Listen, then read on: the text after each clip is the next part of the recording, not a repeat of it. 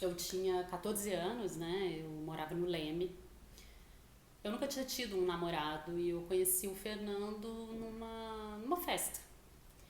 E começou como começam todos os namoros nessa cidade, né? Dançando e tal. E ele era muito forte, assim, tipo um halterofilista. E nessa época eu tinha uma educação muito repressora. Eu não podia fazer nada, assim, eu não podia sair, eu não podia ir ao cinema, não podia sair à noite e tal. Então, o Fernando ia me buscar na escola e a gente ia andando para casa. Inclusive, eu devo a ele eu ter aprendido a me masturbar, porque foi ele que me ensinou como fazia.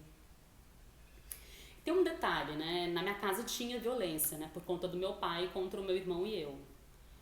E eu lembro que um dia eu tava indo pro balé com a minha mãe e aí uma desconhecida chegou e perguntou pra ela o que eram aquelas manchas roxas no meu corpo. E ela despistou. Ela falou que eu tinha caído e me machucado. E eu falei que não, falei que o meu pai tinha me batido e, e eu falei a verdade, né, pra aquela desconhecida. E eu acho que o fato de eu não ter medo, eu, eu acho que é isso que deixava meu pai descontrolado, sabe? Eu acho que isso fazia com que ele perdesse o controle. Porque eu até acho que ele amava muito a gente, só que isso piorava as coisas, né? Porque a gente não conseguia distinguir muito bem, né, o amor da violência eventual. E eu acho que é muito difícil que um homem se mostre imediatamente violento.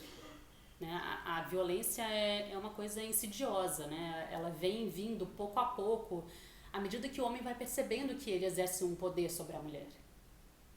Ou então ele se sente tão inseguro que ele o ciúme, né, faz com que essa violência latente, porque vamos combinar que violência latente todos nós temos, né? Nós somos capazes de fazer muita coisa, só que a gente é educado, civilizado, a gente aprende a controlar essa violência, né?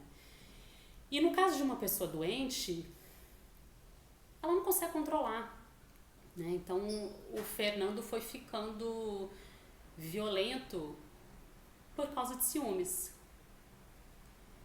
E eu era virgem, né? Eu permaneci virgem, eu não tive relação com ele.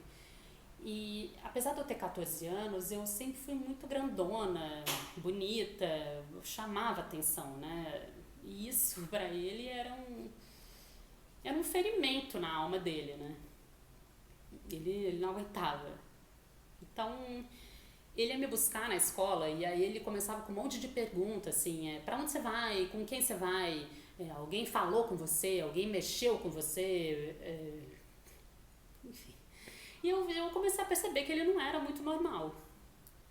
Só que quando essas coisas começam a acontecer com uma certa frequência, você já tem um amor. Né? Você não sabe dizer muito bem aonde que termina o amor e aonde que começa a violência. Até que ponto que o ciúme é uma prova de amor ou é uma violência. Né? Então, quando eu falava pra ele que eu não ia responder isso ou aquilo, ele me dava um beliscão, ele apertava meu braço. E quando ele via que ele tinha me machucado mesmo, ele pedia desculpa e falava que nunca mais ia fazer isso de novo. E eu acho que eu, que era bonita, atraente, eu acho que eu só não colocava um ponto final nessa história por causa da minha história familiar. Porque eu estava acostumada a estar numa relação de poder e agressividade e amor ao mesmo tempo. Né? Então, eu assim, achava normal até certo ponto, assim, né, um beliscão, um tapa, né, até que ele começou a puxar meu cabelo, muita força, e aquilo começou a doer muito, né, eu sempre tive cabelão, e aí eu pensei, se um dia eu caso com esse cara, ele me mata.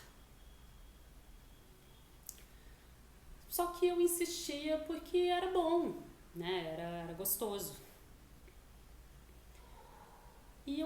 acho que eu achasse a violência atraente, sabe? O fato é que o meu pai me batia. Então, até que ponto, né, eu podia interpretar um beliscão e um tapa como um não gostar?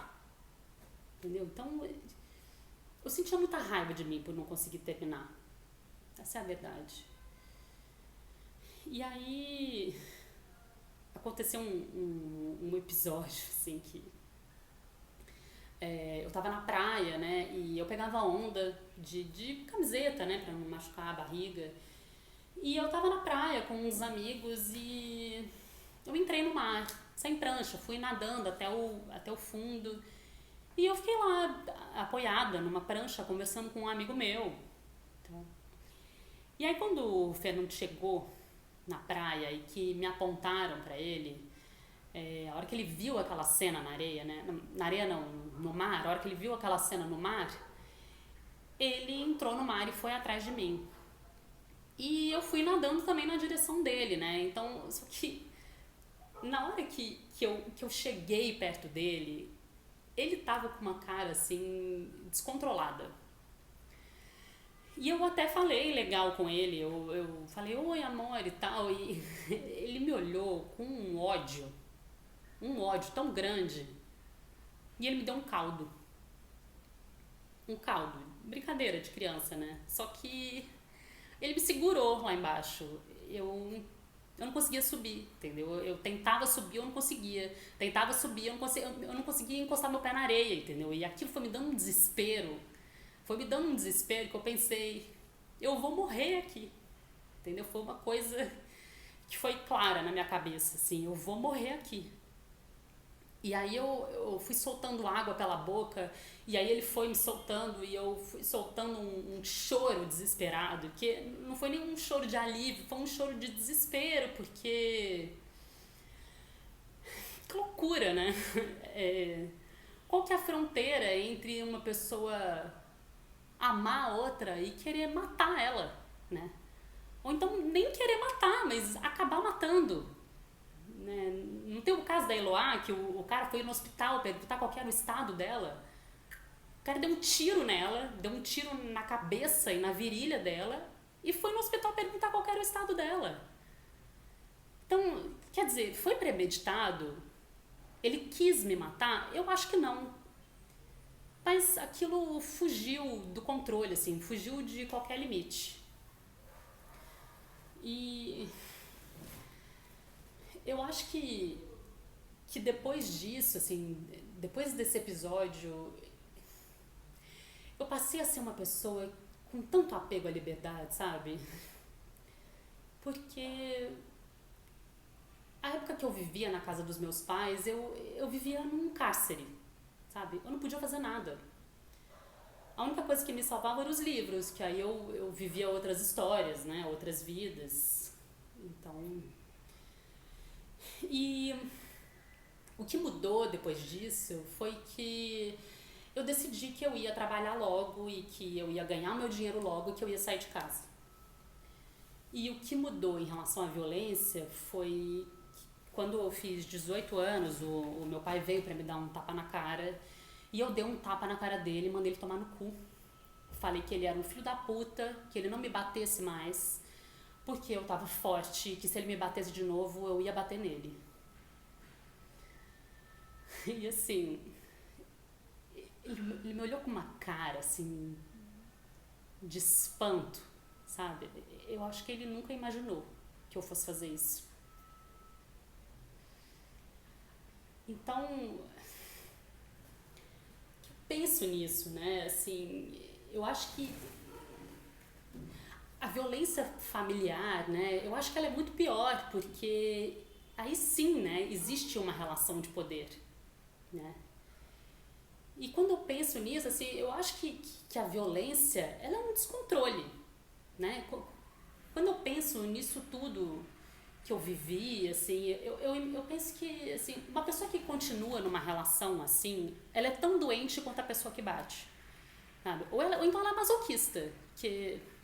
Mas eu acho que o masoquista não existe, entendeu? O masoquista e o sádico, eles dependem um do outro, né? Então...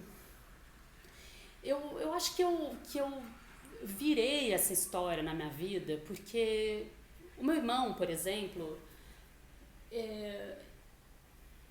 ele sempre bateu muito nos filhos dele, né? Assim, que ele achava que era bom para a educação dele.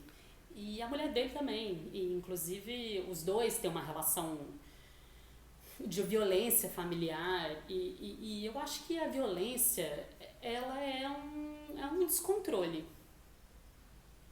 sabe? E eu penso nisso, assim, porque eu me via nessa situação, sabe? Assim, quando eu me descontrolava, eu tenho filho e quando eu me descontrolava e eu dava umas palmadas nele, eu pensava, meu Deus do céu, eu tô repetindo meu pai, entendeu? Eu não posso repetir meu pai, sabe? Então, eu me lembro assim, que... Eu não lembro exatamente o que ele fez no dia, mas eu lembro que eu cheguei pra ele tinha 3 anos na época, e eu falei pra ele assim, olha só, a mamãe nunca mais vai te dar uma palmada ou um beliscão, mas eu vou te colocar de castigo. Aquilo pra mim foi um alívio, sabe? Foi um alívio absurdo. Absurdo. É,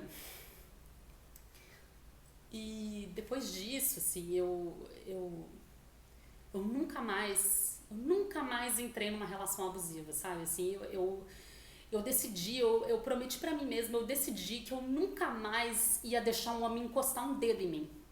Que eu nunca mais ia namorar alguém ciumento e que eu nunca mais ia sofrer uma agressão. E olha, realmente, eu nunca mais topei com ninguém assim. E eu vou te falar que se eu não topei, foi porque eu não quis. Porque tá cheio deles aí. Eu tive muita sorte de não morrer aos 16 anos, mas eu acho que tem muita mulher que se vicia nesse tipo de relação. Então eu acho que eu virei essa história, sabe? Foi isso.